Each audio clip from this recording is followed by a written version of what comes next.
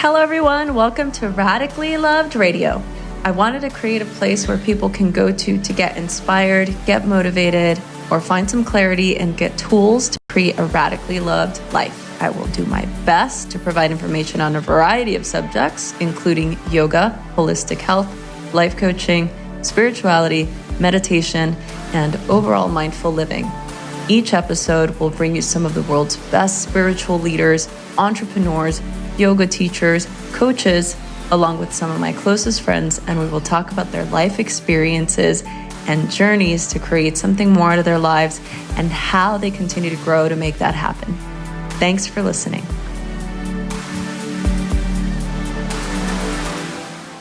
Hello, everybody, and welcome back to another episode of Radically Loved Radio. I am so excited today for many reasons. Typically, it's just because of the guest, but today's guest is somebody that is so near and dear and special to me. And I feel the warm fuzzy. Look at these goosebumps. Sorry, I cut off your intro. Go, girl. No, go. JD, that's fine. JD Cargill is on. Everybody, let's welcome him on. Those of you watching on IG Live, you'll have to tune in to the episode when it airs. Goodbye. I love you.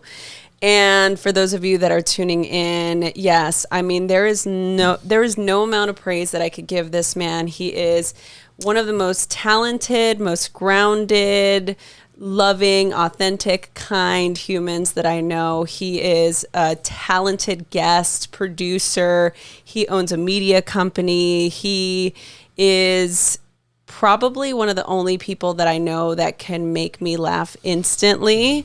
I think about you and just things that you've said to me that can automatically put a smile on my face, and that's very rare. So thank you for being that person. I will continue to speak your praises, but I think that one of the things that I really love about you is that you know how to make people feel really seen. And that's probably one of your natural gifts as a very talented journalist, that you can make people feel really like seen and I'm starting to feel like my publicist sent you a check. Did you receive some money? No, but I'm serious. This may be the most compliments I've ever had. But you are really, I see you interact with people and you look people in the eye and you really know how to make people feel special and to make people feel like they're really seen and heard. And so that's a gift. And I'm really grateful to have you in my life, obviously. Well, ditto. To quote one of my favorite movies, Ghost, ditto. I say that all the time. I do too. Remember Demi Moore and Patrick Swayze? That was their thing. That's what I tell Tori when I die. I'm going to come and like write ditto on the mirror or something so he knows it's me. Or you're next. I'm lonely. Next. Come join me. That was morbid. But I believe in a lot of things. So, hey, for me, it's just the next level. That's next level. You're laughing. Do you see what I'm saying? That's what I have to do when I can hear myself. Okay, so there is something very special happening today. We are in a studio, and this is the first time we've recorded Radically Loved in a professional studio. Really? Yes. Oh, I didn't know that. Look, there's so many things to talk about. Let me try and keep it together. JD, why don't you tell us a little bit about yourself? Like, tell us how you feel right now. This is your studio. We're here. Well, it was 6:30 a.m. on a hot desert morning, and I was born. Okay, Apple Valley, California. Don't restrict your laughs. I want you guys to know. Hey, first of all, any of you listening right now, God bless you. When you get home, also go look. Go to radicallyloved.com I'm sweating or wherever right she now. posts this video and look at Rosie trying to hold herself back from laughing because it's so sweet, but you don't have to do that here. Okay, you're right. Right, Ed. By the way, anybody who knows me knows I love my team, and Ed is my guy in engineering. And he runs everything smooth. Got a thumbs up. Okay, good. So Rosie can feel comfortable laughing as loudly as she wants, right? All right. Natural laughter, Rosie. Bring it, okay, girl. Fine. Normally it's Tori editing this, so I feel like I'm in his ears all the time. Look at Tori's also here. Oh yeah, we should tell people that Tori's here because probably everybody who listens knows Tori. Yep, yeah, they know who Tori is. And we should. Okay, so here's what I'll start. My relationship and my introduction to Rosie and Tori was about 15 years ago, maybe. It's been a while. And I'd bought this house, and I'm like, gosh, there's these neighbors that live next to me. They're just, this home is just built beautiful, and I was just want to check it out. And my home at the moment was not very beautiful. Although, hey, you're welcome for the property value increase, because by the time I left that house, it didn't hurt things. That's true. Oh, and by the way, I'm super obnoxious and super arrogant and just really full of myself, folks. Anyway, I joke, but they were my neighbors. So the way that Rosie and I met, we were all neighbors, and kind of like, even though we were neighbors and respected each other, we kind of also were those kind of neighbors that just respected each other distance. It was cool. One time I was doing some landscape remodeling, and Tori came out. I was like, could you give us a little bit of edge here so we can pull our truck in? You remember that? And I was like, absolutely. You guys are the best neighbors. And then ultimately, we finally let the real connection happen. And since then, it has absolutely been a love affair. Yes. And it's so interesting. You know, people oftentimes will lament when they have a real soul connection with somebody, because you think, why didn't we do this sooner? Right. Why did this take so long? I actually do want to add the little tidbit of how when you met Tori, you're like, after you met me, you didn't think we'd be together for that long. That's hilarious. I think that's so funny. That, and you want to know, hey, listen, I'll tell everybody anything. I am 43 years old and only like really fell in love for the first time like a couple of years ago. And so I am not one to go to for relationship advice, to know anything. It's terrible being a person with all the opinions and none of the expertise. Oh my God. That's so Truly. Oh my goodness. Well, you know, I've actually wanted to have you on the show for a long time. I think thinking back to when I first asked you, you were kind of going through a hard time. Mm-hmm. And I think one of the things that I find so congruent with just your story and what this podcast is about is really about, you know, cultivating or finding that grounding in what radically loved is. And it's this idea that we are radically loved and supported by God, universe, source, whatever higher power of your understanding. And I never think that anything is by chance. But I'm also not the person that's like, everything happens for a reason, because I feel like people can pacify certain things by just saying that. I think that we got close at the perfect time in both of our lives, interestingly enough. Mm-hmm. And yeah, I think that just going back to you and who you are as a person really speaks volumes to your level of commitment to your own personal health journey. Thank you. I mean, you're right. We did meet each other. You're right on all three. Everything you said, I would agree with. So good job. I did for a while feel like once I met you and Tori and really got to know you, I had a moment of longing, because I was like, oh, we could have had this level of relationship. Like my next door neighbors, I could have felt this about. I would have lived over there. Like I'd have been in the hot tub with you all the time, doing everything. So there was that moment. You're right.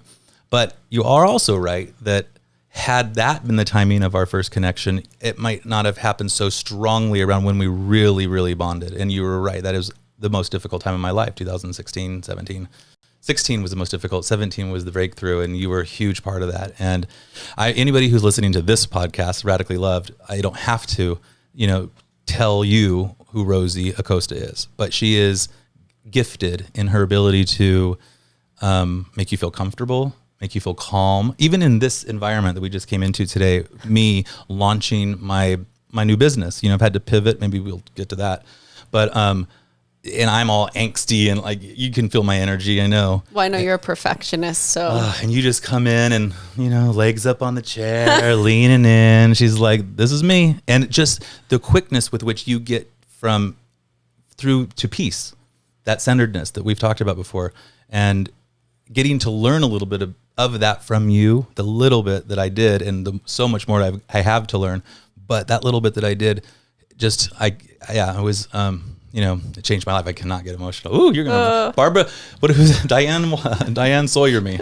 Do not make me cry. But everybody, listen. This is probably the thing that makes you an adult, is the day that you realize that whatever you're going through, millions of other people are going through it too. So there is no reason to be, to hold anything back. I mean, if it's criminal, try to get help or whatever. I mean, or try to change the laws. Hey, right. I don't judge, unless it's some of the bad ones. But, the truth is that we, you have this innate ability to just make people feel so incredibly comfortable and at peace that they can access that part of themselves that you have to in order to make real change. And I'm proud to say that I made real change. Like, my life is totally different now, 4 years later, than it was in that dark period. And everybody in this studio right now knew me then and knows me now and would be able to see. And it hasn't been this perfect, epic journey. You know, it's ups and downs. It's all over. But you're so consistent, and going to you in those moments of stress has been just the most wonderful thing for me, because it's really made me feel peace in moments of stress. So thank you for that. Wow, JD, this is literally a love fest. It is a love fest.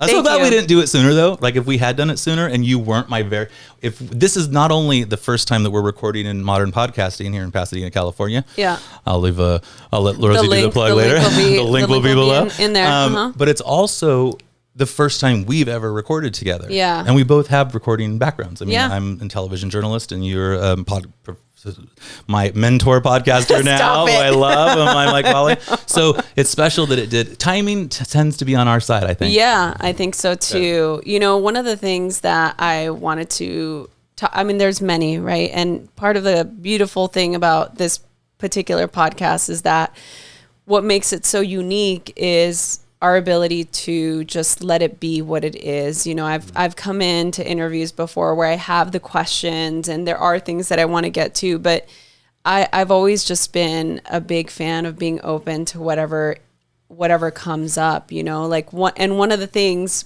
that I did have kind of postmarked, pinpointed that I wanted to talk to you about was you can ask me anything. I know. Right. Oh yeah. No, okay. We're going there. Okay. One of the things that I did want to talk to you about, just to give the audience a little bit of background on who you are and what you do. I mean, you are a very gifted and talented interviewer. And part of that, I think, is going back to what I said earlier, your ability to make people feel seen and have that connection with them. You are a great connector. I've seen you do it with people that don't know each other before. Like, you're really good at making people feel that deep level of connection. And so just to give the audience a little bit more background on that, when did you find that you wanted to do that? Like, what made you decide, I want to interview people and dig into what they're passionate about or what they are? Like, where does that come from within you? Oh, this is an actual interview. Okay. I'm going to shift gears. I was like, I love you. I just want to talk about how much we love each other. So I have a love affair with film. That is one of my first loves. And the reason it is, I grew up in a family business that was very busy. And so I didn't get a lot of time. And I'm kind of an only child. I have a sister, but she grew up a little bit rough and was much older. But my busy parents, my mom would always make time to take me to the movies on Friday night. And we'd go out to dinner, Coco's afterwards, and discuss the film. And I fell in love with film. And I actually probably fell in love with the connection I was making with my mom. And then I just so closely linked that with going to the movies that I wanted to have a career that was around movies. So I did the whole college thing. And then I moved to LA to be an actor. And then got a couple of lucky breaks, but then it just dried up. And so I just thought, maybe I need to get some training. Hello. And I studied journalism in college. So I thought, I know how to talk. But so then once I got into acting classes, then I learned that I was terrible at it. And because most of my teachers would say, like, is there anything else that you can do? Because you might want to pursue that. Well, I appreciated the candor. I really did, because people all the time, listen, a dream is great as an impetus in life. It's great as a springboard into something. But if you don't take real action towards a dream, or if you do, and either thing doesn't deliver that dream in a timely manner, there's a lot of dreams. Like, let's find something that will satiate you. And that's what I did. And I just thought, well, how can I still be a part of the entertainment industry and not be an actor on the big screen? And I was watching, literally, this is the story. I was in a small apartment in 1420 North Alta Vista, if you guys want to ever go, 402. On my balcony, like 21, teaching, because I had to make a living, graduated school. So I used my degree to go get an emergency teaching credential. And so for a couple of years I was subbing, then I actually picked up a class. And And then I just saw this girl on TV, Jules Asner, wild on the French Riviera. And I thought, what is she doing? Like, what is that job? What is that job? She's not an actor. She's not a traditional journalist. She's like a journal actress or something. And I just thought, that's what I want to do. I want to get into a business where I can talk about things I love, use the skills that come naturally to me, and then also constantly create new relationships and new bonds with people, because I'm a 30 out of 30 on the Myers-Briggs extrovert. Like, I love people. So that's what led me to become an entertainment reporter and producer, and that led to my career at KTLA and CNN, and then after that, to become the host of ArcLight Stories at ArcLight Cinemas. Yeah, and you also have a podcast. And now, I do. Friends some and then some. Hey, Mindy, Michelle, I know you guys are listening to this, and I want to tell you how much I love you. And, well, here it is. Here's because they're going to kill me because they're not, because you're here first. We'll figure that out. But yes, we have thank you, Rosie, for the plug. Wherever you get your podcast, Friends Some and Then Some. And also I'm going to plug Grit Happens, because Grit Happens is Mindy and my best friend Mindy and her husband, the undercover billionaire. They have a great podcast. It's really good. Too. I've listened to it. Good for too. tips. Yeah. I've been listening to get inspired to build this. Yeah. Like, He's so good. He's so good. Glenn Stearns has a ton of great tips about how to just attack your entrepreneurial spirit and not make excuses, and grit, and get that grit that you need in life to really make it. Yeah. Yeah, no, I love that so much. Me too. All right, let's circle back to our conversation about how amazing you are. You know, I really love that you talked about committing to learning a craft and doing something. You know, so much of what I learned in my process through yoga and training was about finding that courage and finding that grounding to following your purpose, right? To finding what that thing is, your dharma. And so many people are so confused about what their purpose is or how to find that, or especially right now during this crazy time, right? Like, how do you continue to fuel that passion? How do you continue to stay on your path to doing what you're following your destiny and doing whatever it is that you're designed to do here on this planet? Well, it's funny that you're bringing this topic up, because I've literally just told a few of my friends that I don't think I really, really have been fully myself until this health crisis. Like, truly, because until this health crisis took away my career that I had for 7 years, you know, movie theaters are closed, and so work is dried up completely. Until that happened, and it shook something in me. Like, I no longer had an executive producer, a news director, my partners at the cinema. Like, I don't have anybody to answer to right now, and it freed me up to do whatever I wanted. And in this process, in this last 6 months that we've been stuck at home, I've thought I would be a fine artist. I thought I might be a designer. I thought I might get into architecture. You know, I love design and decor. Your soon-to-be husband and I really have that in common. I don't know if that was not out there in the world. It is. We're not live, people. So if you've heard what I just was referencing, guess what? You're lucky. So I thought about all these different things that I might do. And then Ed and I were talking about maybe starting a mobile podcasting studio. Like, we had seen some things, and this idea, my friend, my dear friend Michelle from our podcast, we were throwing on the idea of, like, maybe we could go on, like, create a mobile studio of podcasting that whatever conference is happening at LA Convention Center or whatever, you go where the people are, and there's going to be podcasters there, and they're going to be in a center of action. So I thought that's a great business model, and I could do a lot of that because of my background in news. But the pandemic happened.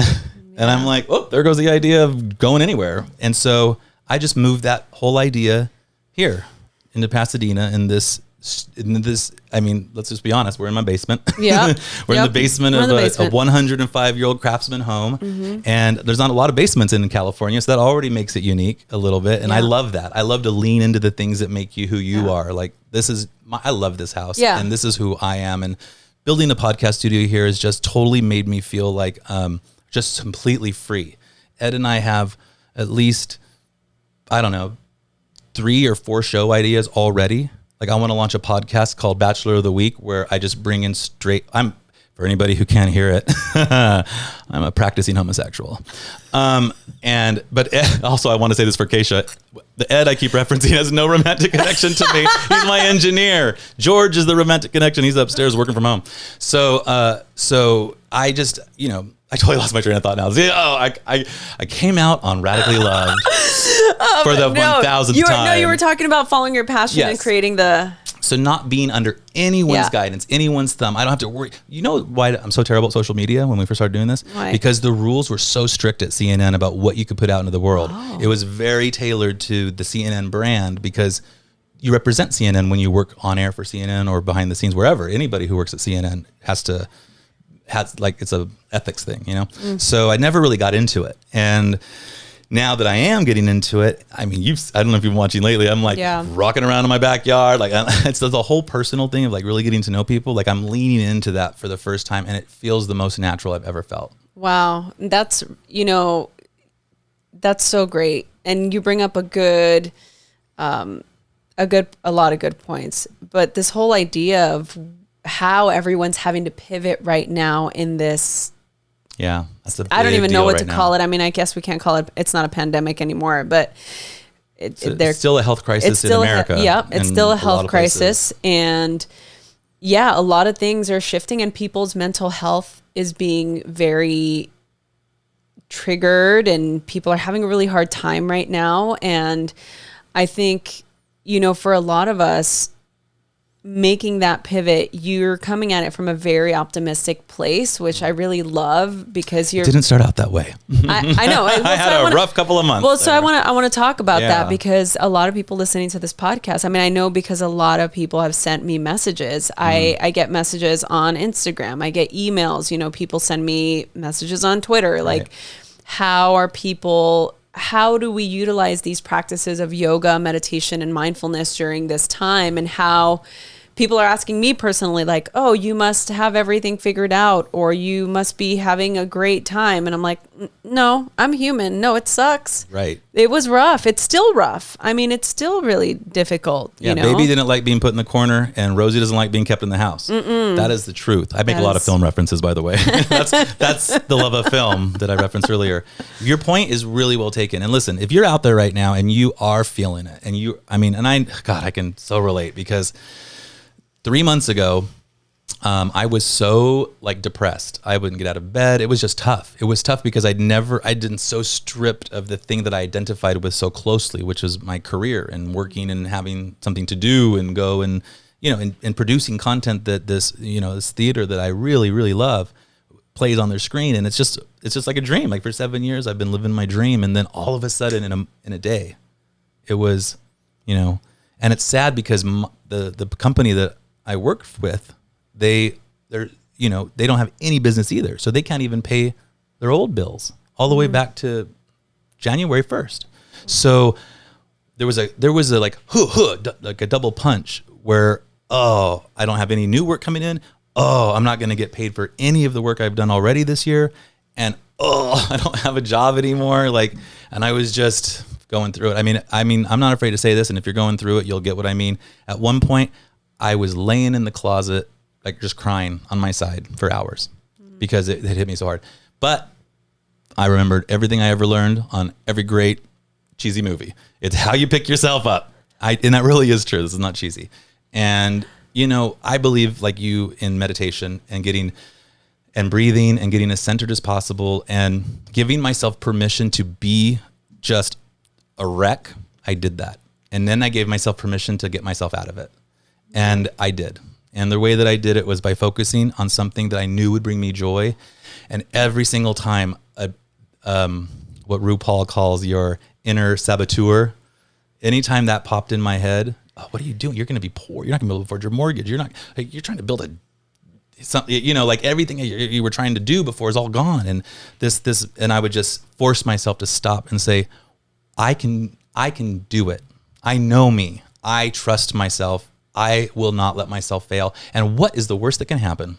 Right? Yeah. I mean, what is the worst that can happen? That answer to different people's questions is different, of course, and you have to balance that out. But for me, it's, most of the stress and anxiety was about identity and money. It wasn't about the truly important things in life. And once I focused on that and told myself that I could do it, this happened. Yeah. And I think I'm pointing to the studio. Sorry. This I forget. Studio. Rosie is. I'm used to being so I have to describe everything, exactly. and you're. And I just assume they're watching. I'm like, and I keep looking at the camera like I'm referencing the audience. I've not looked at you guys at all. I'm sorry. I'm the worst. I'm not really. I'm not great on camera at all. It's like my least favorite medium. I have to be honest. Really? Oh, I don't like it at all. Ask Tori. He's been trying to get me to do video for years and years and years. Oh, I don't like it at all. That first of all. That is ridiculous because you're gorgeous. And I know because I've literally been looking at your face before we got your logo in for the monitors. I was using YouTube to put your face on and freeze it. Oh my goodness. And so every single time I was like, she doesn't take a bad shot. Like she doesn't have a bad angle. Stop it. But it's also that's so important, right? That we like, don't let ourselves beat ourselves up too much. Right. Yes. And I understand that. And I all I'm saying is that my preferred method is Yes, radio. Audio. As opposed to video, and yours is the opposite. That's good. We make a good little team. I think it makes sense more when they see what's happening. Yeah, I know. You guys are like, what is this idiot saying? What's going happening? on? But, no, that's really deep. What you said is I have to let it land a little bit because it takes a lot of courage to be able to do that. Not everybody can do that, and I think it's really nice to hear that. You went through that because people that are listening, maybe somebody's going through that right now and is listening to this because they're wanting to feel like they can relate or that somebody out there is also going through the same thing. Right. So, no, I mean, my heart is breaking for every person right now who has just been shifted so drastically in their life and is not yet rebounded. Like you can do it. And you said not everybody can. In my opinion, everybody can if they find what motivates them the most. Yeah. Sometimes it's your children. Sometimes it's school. Sometimes it's the place you grew up or the home that you grew up in. Whatever that thing is that you were trying to protect, maybe it's your heart. Whatever that thing is that is really your key motivator, if you lock right into that and every time the inner saboteur pops in your head, you remind yourself of your key motivation, you'll push through. You will. Yeah. Not perfectly every time. You just pick yourself back up. Yeah. Oh, I love that. Yeah. You need to start do coaching seminars. I'm like, this is so great. Unless you know what it is? When you like to crack as many jokes as I do, therapy would be a bad place for me.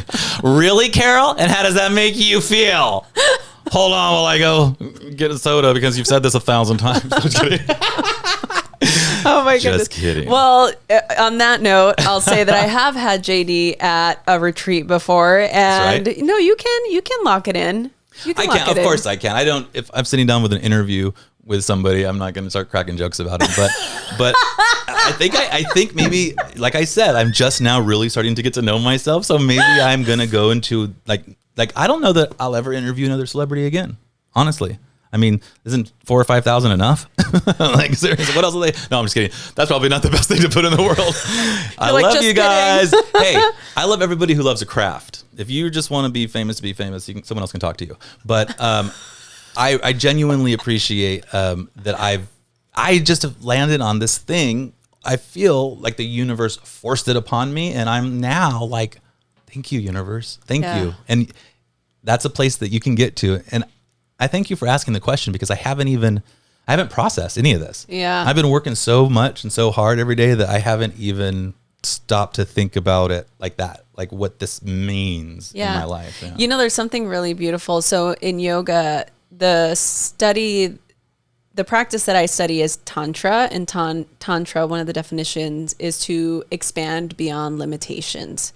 And so the yogis believe that we are born with limitations, but we are also born with the capacity to expand beyond them, right? So I believe that. Yeah. So I love what you're saying because it's exactly what you're saying about being able to just keep going, keep forging forward, keep moving, keep evolving, have your moment, but continue to move on.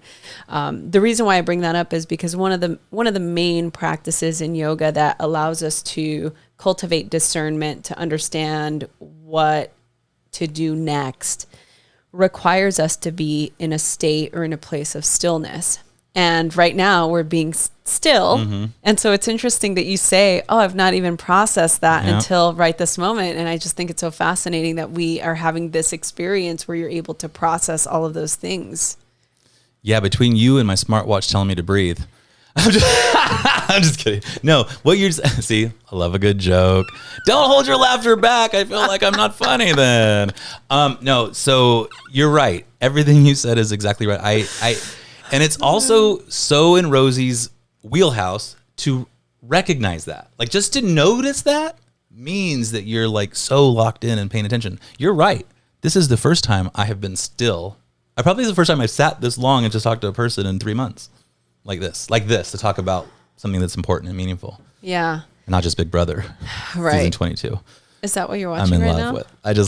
with. You know what I love about it is What? that the show Big Brother is all about being in quarantine.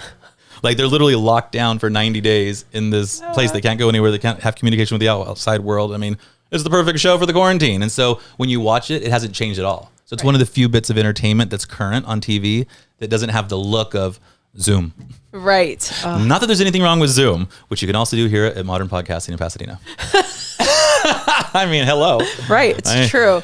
Mama didn't raise no fool. I Right? gotta get the word out. That's right.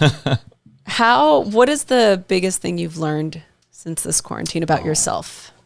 That is such a question that I would always ask. Okay. I want it to be from the heart. The biggest thing at this moment that I feel that I've learned, I feel like I'm still learning. Like even to think of it in the past tense would be difficult. But when things first happened with my partners at the cinemas, my first reaction was really strong because I'd never been in a situation before, who had been in a pandemic before, one, and I'd never been in this, and I'm a small business guy. Like my background is media and production and scripting and reporting, not business. And so I didn't know that, you could just not pay your old invoices. I mean, who knew that? I didn't. And I mean, I was counting on that income like everybody does on their income. So, and having paid all my guys out and everything, it was, it was really scary. It was a really scary moment and I'm still in that moment. It's still scary. But what I learned, the thing that I learned was, that is not define me. Like that money, that opportunity, that whatever, I define me. And I really have grasped onto that because I may never see that money. I know that they might go bankrupt. The exhibition industry as we know it is going to change because of this, and people are updating their home theaters, and there's so much is going to change because of this. So who knows what the future holds? But what I learned was that it's okay.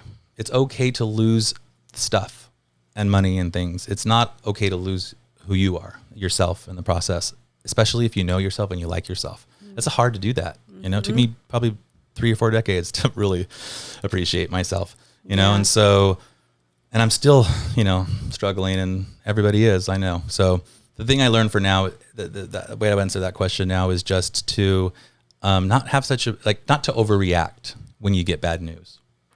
Measure yourself. Go to bed, write it, don't send it, don't tweet it, don't text it, just go to bed and get up in the morning, when you're sober. And I'm just kidding, which I joke about, but be smart. Don't send angry messages. So that was probably one of the things I learned. And then just trusting myself, and believing that this is going to work, Yeah. I mean, I still don't know if it is, by the way. Like I said, this is our first time recording anything here. So. No, look, I mean, I'm with you, but everything starts out like every single thing. Yeah. Any idea at its inception has a beginning. It all starts from somewhere. That's exactly right. And sometimes it starts right where something else closed. Exactly. Right. I want to circle back to something we talked about right when we started, this... We connected during a time where there was a big shift going on. And I don't necessarily want to go into what you were going through unless you're wanting to do that. But really I guess the question really is on what you find roots you, like what keeps you rooted, what's your anchor point? We connected during a time where you were really ungrounded. You were really having a hard time. You were struggling a lot. And I'm debating in my head right now whether to talk about it. Yeah. And that's fine. I'm going back and forth because part of me thinks it could be helpful, and part of me thinks that I don't want to do something that's a disservice to it by not giving it enough time. But I will say this, that I was struggling with, in the way that many people struggle with substances and such. And it had gotten like the better of me. And it was something that crept up on me and just out of like, just felt like, what did this come from? And it was, I'm the kind of person who like was like very like every T was crossed and every I was dotted and my homework was ready the night before and I had my clothes laid out and everyone hated me because I was such a nerd. And then my sister always beat me up. So I was a goody two shoes. And then obviously keeping my big secret inside that I'm homosexual. And at the time I was like, that's never coming out. And so I just forced it all in. And I think a lot of that pressure compacted into this like sense of, I have to please everybody all the time. My whole life became about pleasing everybody else all the time. I didn't even know what I wanted anymore. Like, that's the truth. And it would have to be bigger and brighter in order to get my attention. And I just, I had a really bad back in my early 30s. And this is not like, this is the part about it that I think is the scariest, is that my sister, I don't think she'll mind me saying this because she's been fantastic in recovery, struggled with drugs and alcohol from when I can remember. And as a result, I was the polar opposite. And I was like, Nancy Reagan could have hired me for her campaign. Like, I was saying nope to dope. Like, I'm a child of the 80s. So, and so none of that came into my life until a doctor prescribed me painkillers. And even right now, I'm like rubbing my lower back because we've been sitting up in these chairs for a second. And I have a couple of discs from a trampoline injury. And for years, it was just like, I would take one of these pain pills whenever it was, I guess I'm talking about it. Whenever it was acting up. And then I discovered, this feels kind of great when it's not acting up. Mm-hmm. And then it just did it. It took it over. I got hooked. And it was, if anybody out there is struggling with opioid dependency, you can get off of it and you should get off of it. And I don't like to use the word should because that's a judgment call, but I can tell you I feel like sometimes it was like 5-6 year period of my life. It was longer that the whole process happened, but the hurt part. And it really, I don't remember that time in my life very well. That's the thing about it is I want to remember everything. I want to remember all the people I love, all the moments I love.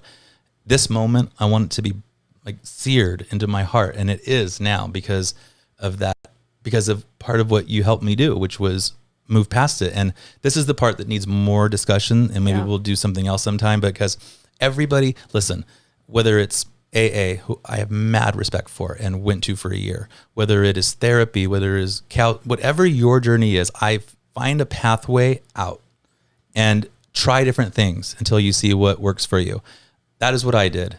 And you were instrumental in that. Like, I can remember those moments like they were yesterday, just crying over the big book with you, and you just having had so much experience with that and knowing what the right things to say and do. And it was, it was life-changing, and I'm so grateful. And I think it's one of those things that happens in someone's life when someone touches you the way that you've touched my life, that you just get like you are seared into my heart, That is the truth. I can feel your presence anytime you're around, and I'm so grateful that humans like you exist. Because trust me, if all the people on the planet were like me, no one would ever stop laughing, which is good, but they would also probably be like, this is really intense and obnoxious and whoa, so much. But so yeah, I went through that really difficult period, which I don't actually talk about a ton. So there you go, Radically Loved. And I went through that period, and it shaped who I am today in a large part, and in both good ways and bad ways. And I struggle still at times. That is just the truth. But what has really worked for me, and is not necessarily going to work for everybody else, but what has really worked for me is something I learned with you, is acceptance. It's once you accept that your reality is that this is me, this is my life, this is my condition, this is the world, that this is me. And it's okay. It is okay. You don't have to escape it. And if you don't have to escape something, you don't need the substances. Yeah. You can just be yourself. And because I've wholeheartedly learned that, I have a different approach now to sobriety. I'm not sober, and I'm okay with saying that. It isn't part of my journey right now. It may be in the future, but it isn't right now. And things have changed. And, I can get into my longer story someday, but I'm sober from opioids. Wait, I'm sorry. I should say that. Like, I don't take painkillers anymore, but it had transferred into alcohol and other things and stuff. And so all of that, is dissipated once I really got my head wrapped around problem number one. And really problem number one was that I just didn't care enough about this guy, me. And now I do. And then you were part of that. And so thanks. I feel radically loved. I was I'm like, I really feel that. You can go ahead and take over the interview now. Thank you so much for sharing that. And again, I was just, you share what you feel best sharing, right. Comfortable. But you're a very special person. And I think that that. I know that the people in your life really know that. I mean, I know how much your friends love you. I mean, you have like a cult following of friends.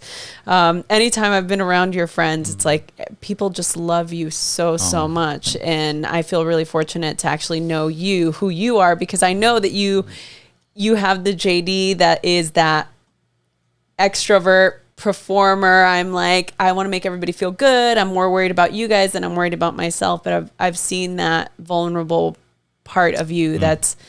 It's deep. I mean, you are a deep person. And to me, it's like, I can experience that depth and you're such a good storyteller.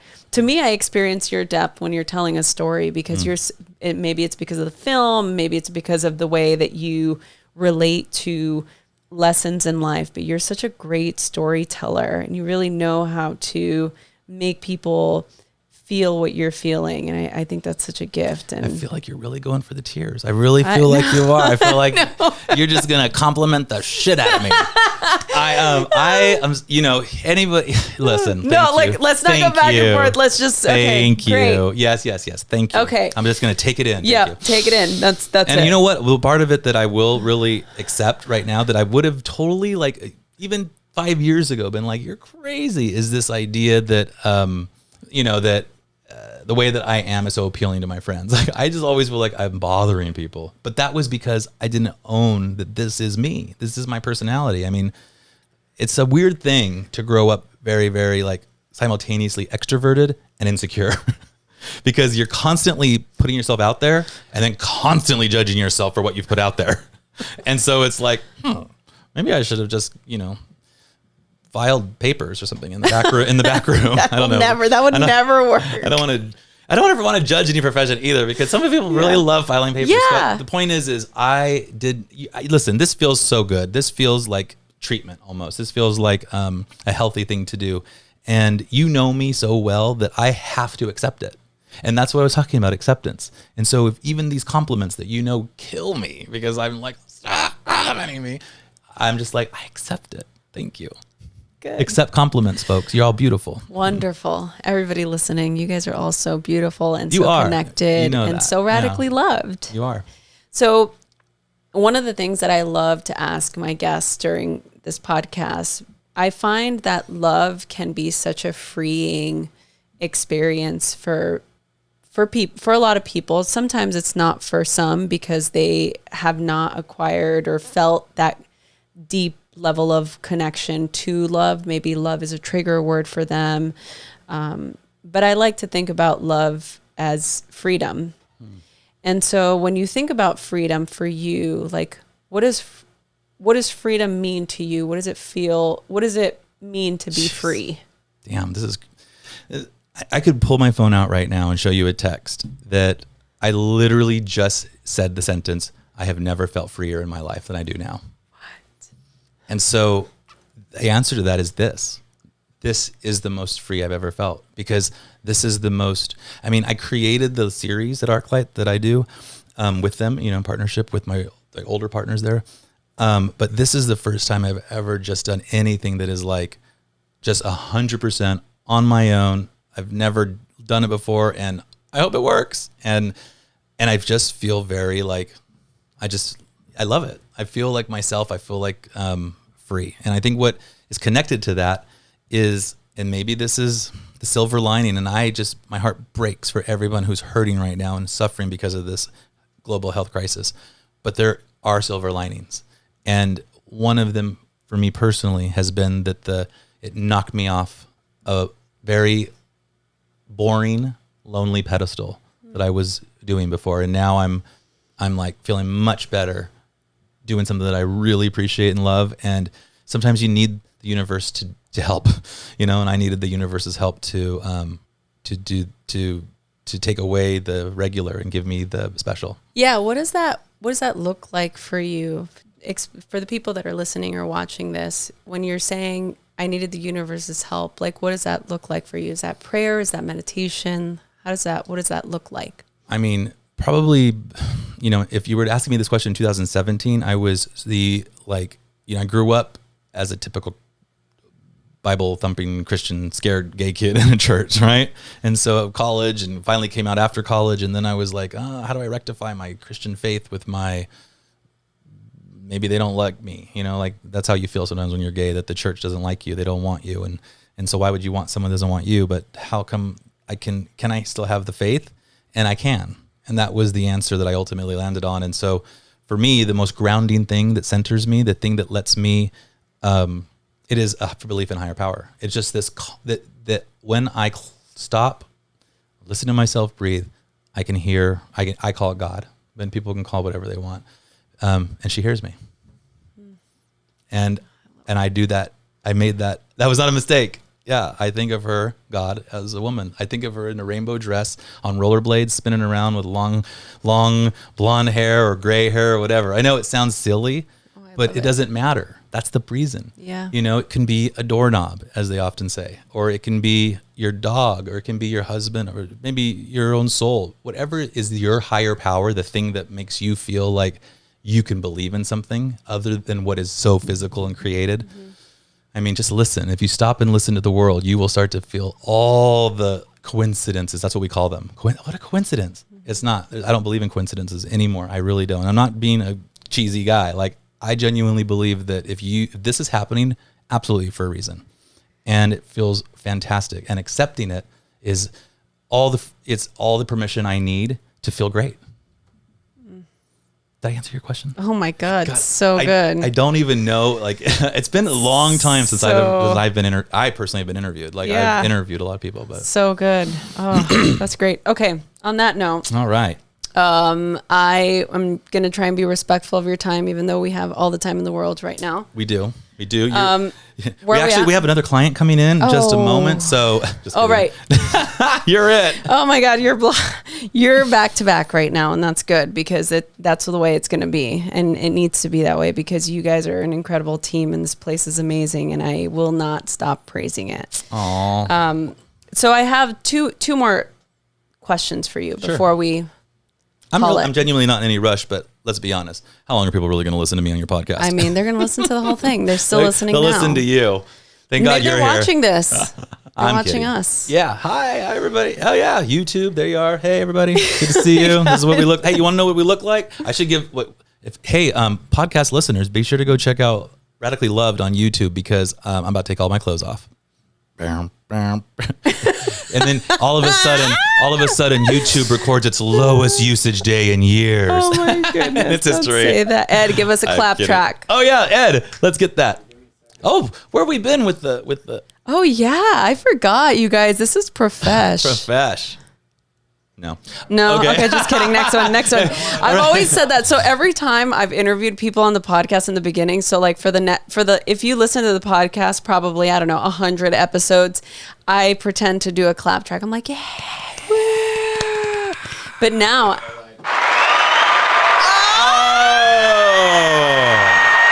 Not even for a second did I think that if we talked about it long enough, Ed wouldn't figure it out. I knew. He's like, oh my God, pants on fire, pants on fire. Where's the applause track? What other tracks do we have? What other buttons are over there? What else? What else can we do? This is just fun now. Oh! And then you could have played that during my opioid story. Oh, rim what shot. Else? What else? Yeah, I did. Oh. This is us in Thailand. Or are those crickets? That's so funny because literally next time you ask someone a question and they're just like stunned, we'll just hit that crickets button. Oh my God. Like, what am I going to say? The universe told me to do it. Oh my goodness. That was fun. So just so you know, this is literally like this is a first for all of us. Like this is our first podcast we're recording here, and this is the first time I'm hearing these sound effects. And I have to be careful not to switch into interview mode. So, okay, yeah. Did you feel that happening? Yeah, I felt that. I was like, stop. he's going for it. Now, Rosie. All right, so this is it. So before actually I ask you, I'm going to ask you 2 more questions. Lies. Maybe I know. I've heard these lies before. I know. I'm sorry. I'm not sorry. Actually, I'm not sorry. Right. I don't need to apologize. You absolutely don't. You cost me 20 more. I don't care. Okay. One of the things that I really admire about you, and I was thinking here we actually, fine. One of the things that I love about you that you do, but you're always so optimistic and positive. And even though me with my background, what I do, I'm not always that person, but you and I, we took an epic trip together. Yes. Oh, yes. This is a perfect story to end on. Yes. I love it. So, and one of the things that I remember upon our travels was just how, you took such good care of me. Like, I really felt, I felt like my job was to care for you, but it was absolutely reciprocated. And you were just so excited about everything, every experience we had, everywhere we went. You were just so open and so excited. And we went to Thailand, and then we went to Bali, which was your first time in Bali, and we had Mindy, and it was. I can still see you because we were, in addition to, after we finished the Thailand retreat, you're like, Mindy invited us to Bali, and then you're like, well, while I'm in Bali, I might as well look for some, possible new retreat locations. And I can still see you you posed for me, and you know what, that experience, and you're like, oh, I was taking care of you. I was like a broken bird, and that you had like scooped up and put like popsicle sticks on my wings, and I was like finally healing, and then I was just following you around like a little baby bird, like do what she does. She's at peace. She has that. You radiate peace. Like that is your gift. Like really. You hear that, Tori? You hear that, Tori? You hear that? Of course, I'm not married to you, and I do know those relationships are different. But for me, you are. You're just a soul. You're a soul, a deep soul that is real and comforting. And you had helped me so much. And then we went on this retreat, and it was just so perfectly timed. I was just like a couple of months out of my worst time of my life, and I was now kind of like the best time, and feeling like enriched and real, and doing the work that it takes sometimes to actually get to know yourself and see what is going on. Like sometimes we're just on autopilot, Yeah. I said that about myself. Like I was on autopilot for 35 years. Wow. And now I'm not. Now I really do try to stop and consider things and think about what I've said to people. And even though I love to joke and laugh, I love people. Like I don't want anything that I say ever to hurt somebody, especially somebody I love, So that time in my life was just, it's actually, if you remember back to Thailand, there was, we did so much, and it was so wonderful. There was mornings, I was popping out of bed like at 4. Part of it was probably jet lag, but I was just, Rosie and I would be down on the beach watching the sun rise together. Here, take pictures of my silhouette because, iPhone travels. So no matter how peaceful you are, it's still more peaceful if you can share it with people. And so you were taking pictures of me and my like poses, and I was taking pictures of you, and I was like fatter than I'd ever been because I was eating everything. I was eating all my feelings prior to that. And so all of it was so healthy, and the yoga, and I think I can't remember the name of the retreat. It was Koh Samui. I don't remember. Anyways, it was in Koh Samui. Yeah, exactly. And they had all of this. You're like, I've been to so many. By the way, while I was searching through YouTube for your videos, I saw your Scotland video. That was rock and roll. That was fun. What? The trailer for the yes, it was nice. And the castle. Well, that got canceled. Well, it still looked amazing. Thank you. I loved seeing Tori on camera. It was really nice. So yeah, that time in my life, it was tough, and you provided something. And these retreats that you provide are sanctuaries. They're just little peaceful. Like take this time out of your life and do this. You would do this for anybody you loved. Yeah. You would give them this as a gift because it is so enriching. So do it for yourself. And these retreats, whether it's Rosie or whether you find your own guru, wherever you are in the world listening to this, like find someone that you respect and is has something you want, and then tell them, hey, I really respect what you've got going on. Can I learn from you? And probably most of the time they'll say yes. Yeah. Yes. Yeah, that was a fun trip though. Yeah, that was so much fun. And can we just yell out? Can we just give it up for the boat? It was a fun boat. Do you have the hat? I got you that boat hat. Yeah, it's still in the backyard. I'd still wear it. Oh, do you still wear it? Yeah, that's the best. I mean, it's faded now. It's a different color. But all right, I'm going to ask you the final question. Okay, let's hear it. But before I ask you the final, just two more. Just two more. For the third just time. two more. Just the tip. Okay. Oh, here we go. It's a grown-up show.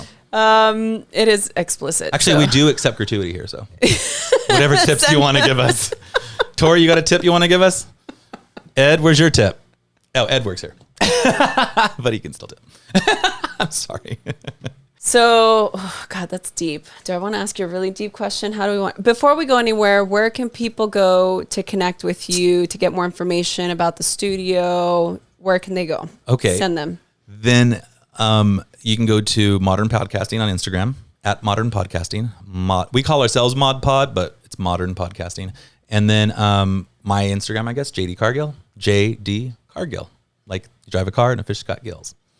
Oh, that's good. Yeah, it's been a lot of years of trying to get people to spell it right on coffee cups at Starbucks. Tori just gives them a different name. I do. What do you give them? Cher. Who are you? Bette Midler. Not that you would say those names, but sometimes I like to give celebrity names. They get a kick out of it. If you go in there like, what's your name? Tom Cruise. I'm like, all right, Tom Cruise. Tom Cruise. I'm like, I'm here. That's really good. I've never thought about doing that. I'm going to do it now. You might as well do ones that inspires you too. They always spell my name. Well, it doesn't matter. You could be like Dalai Lama. Are you here? That's me, Dalai Lama. Sorry, just a lot of peace. Just very peaceful. Oh God, this is okay. Laugh. We're getting to the end. All right, so okay.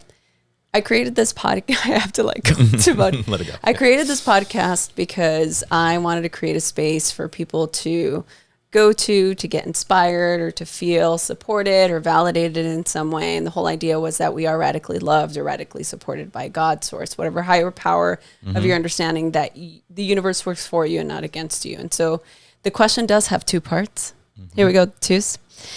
The first part is, how do you feel radically loved? And the second is, what or who do you radically love? Oh, man. Okay. I think to honor this whole moment in my life, because when people ask you questions, this is one thing I've often said as a reporter, when people are like, oh, I don't know. I'm like, it doesn't have to be true forever. Just what's the truth right now? Right now, I feel radically loved by you completely. And Ed and Tori. I do. And my mom upstairs, who has been holding all 4 dogs in her room with her so that it was quiet in the studio, even though they usually are going to be down here with us. So I feel radically loved by George, who's upstairs and was like, they're here. Just give me the heads up that you guys came. I feel it. And then the other question is I radically love every person I just said and myself. Oh, that's good. It's really good. He listens. Thank you. I have to say that because that's kind of become the theme of our talk, right? Yeah. And I didn't know this was going to happen. This is the most I've processed in the last 3 months for sure. I mean, I have a little tradition at night I used to pray to God every night, and I still do pray to God. I guess I don't like that word pray. I like the word, I like to be still with God. And then whatever happens in my mind, because I used to go through this routine, this person, pray for this, I had it's almost like, Catholicism sometimes will teach you to do things like that. And during that time in my life that I went through this transition, I just stopped and was like, whatever comes to me is what I should be thinking about. You guys do all the time, by the way, specifically, especially with everything that's going on in your life. That's a regular night thing. Yeah. And then when I start to think about it, I get just the calmest like place. And I just really fall asleep easily. Sometimes still in the middle of it. Like there's no end. Just like remember I wake up and like, what was I thinking about? I was still thinking about that. But and then obviously, like I said, every challenge still is happening all the time for everybody, including me. And so sometimes I'm wrecked with stress and I don't remember to do it. And then finally at 4 a.m. I'll be like, oh, why aren't you doing what you do? This works. And then it works. That's so real. Thank you. Thank you. Thank you so much. This was really special to me. And I'm really I don't know because, I have a podcast. I have podcast partners who I love very much, my co-hosts. And, when you have a podcast of your own, you kind of think maybe I should use my own podcast to start the test and do what we're doing right now. But it would never have been this. It would have been amazing in its own way. But this was extremely special to me. And I'm so grateful. Thank you. I love you. Thank you. I love you too.